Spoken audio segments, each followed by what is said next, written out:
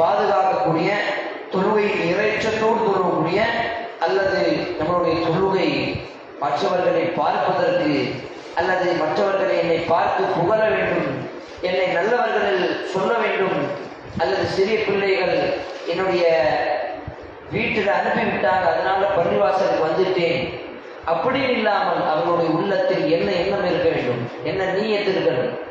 இந்த தொழுகை அல்லாஹ் என் மீது கடமையாக்கி இருக்கிறான். இந்த தொழுகை நான் என்னுடைய ரப்புக்கு நன்றி செலுத்துவதற்காக நான் தொழுகின்றேன்.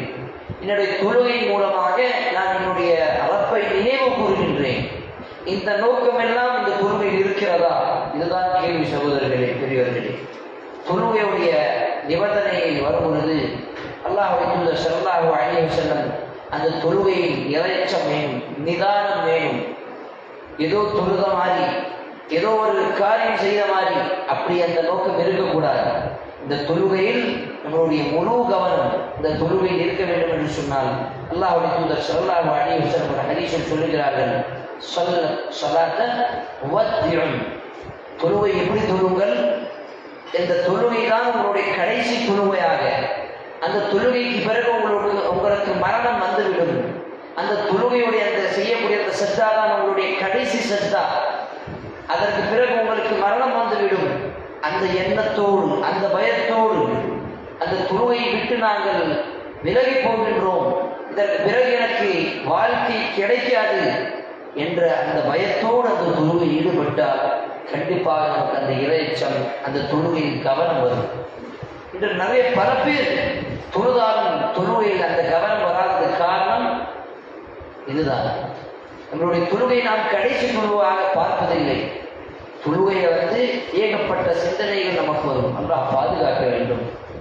தொழுகையில் தான் நமக்கு என்ன விஷயத்தை மறந்திருப்போமோ அதெல்லாம் நினைப்பில் வரும். தொழுகையில் வந்த பிறகுதான் நமக்கு எந்த விஷயத்தில் இதற்கப்புறம் செய்ய போகிறோமோ அதை பற்றியெல்லாம் தொழுகையில கொண்டுதான் யோசிப்போம். வீட்டில் என்ன செய்யணும், இதுக்கப்புறம் எங்கே போகணும், யார்கிட்ட எப்படி பேசணும், இதுக்கப்புறம் எப்படி படுத்தணும், எப்படி ஏந்திக்கணும். அப்ப நாளில் நாம் என்ன செய்ய போகின்றோமோ அதை பற்றி யோசிக்கக்கூடிய ஒரு நேரத்தை நாங்கள் தொழுகையாக மாற்றிக் கொண்டிருக்கிறோம். அல்லாஹ் பாதுகாக்க வேண்டும். நம்மை போல முஸ்லிம்களுக்கு தான் அந்த வசனம் இறங்கியது.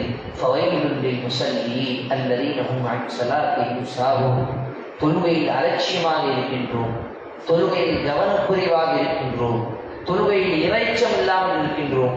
அல்லாஹ்வுடைய தூதர் ஸல்லல்லாஹு அலைஹி வஸல்லம் இதற்கு மாறாக இந்த ரியாஸ் சொல்லக்கூடிய இந்த மற்றவர்களுக்கு பார்த்து அந்த அமலை செய்யக்கூடிய அந்த